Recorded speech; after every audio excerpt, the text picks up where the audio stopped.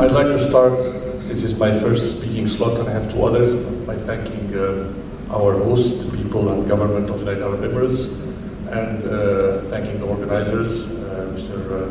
Jorge Shediak and his team in the South office, and also to congratulate the government of Colombia for the great progress they have done, and we hope that they're not laid back by any setbacks, and we wish you all the best. I'm going to talk today about 3 points. First, I'm going to quickly expose the two instruments that the Egyptian government rely on in the issue of peace building and post-conflict.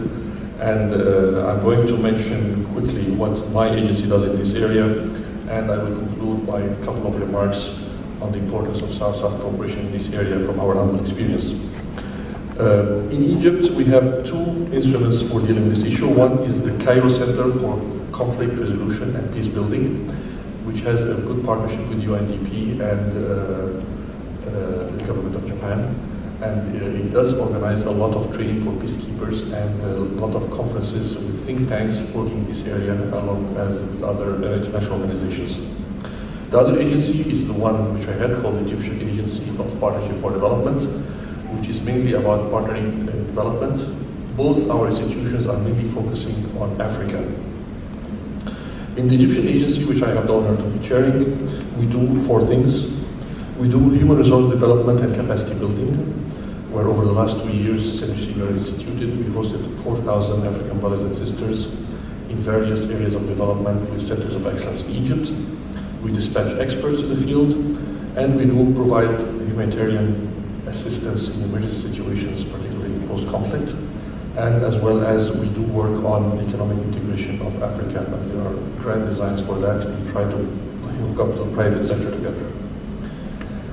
In the area of emergency humanitarian aid, we do provide medical convoys, medicine, food, and other issues. We do that in areas where it just came out of conflict, and one of our intervention areas was Cameroon, Chad, Niger, where due to Boko Haram there's a lot of displaced persons, so we did manage to send a few medical convoys as well as humanitarian aid. Also in Iraq we did the same. In South Sudan we had a lot of interventions given the state of civil war that happened there.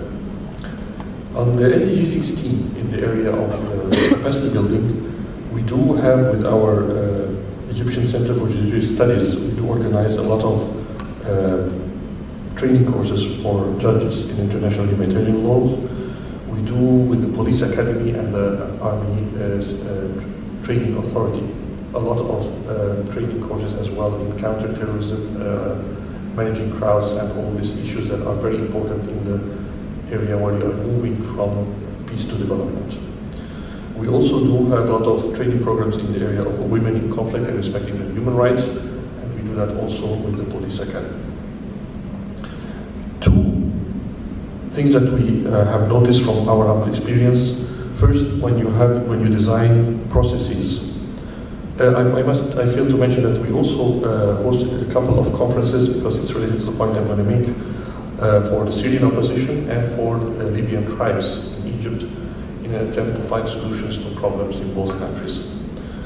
The 2 points I wanted to mention about the importance of South-South cooperation in concluding my intervention. The first one is that when you design processes during conflict, in attempting to reach peace, we did find that when the process is led by southern countries, it tends to be more successful for various reasons. There is less political interest when outside powers sometimes intervene, and there is also more affinity and more genuine interest in resolving the conflict. So this is one observation we have noticed. And sometimes when the process is designed by other parties from outside the region, some important parties are excluded to the detriment of the process. The other thing is that the risk of when you finance or try to mobilize resource to host conferences for peace building during conflict, there is always a risk that things will relapse and things will happen back.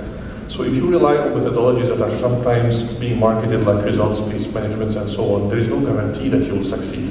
But you will have to put the resources and make the effort. And it's not a wasted effort even if things relapse, because the discussions and the interactions are usually very useful in moving things forward as we go along. These were some quick thoughts on what we do and what we hope to do I thank you so much.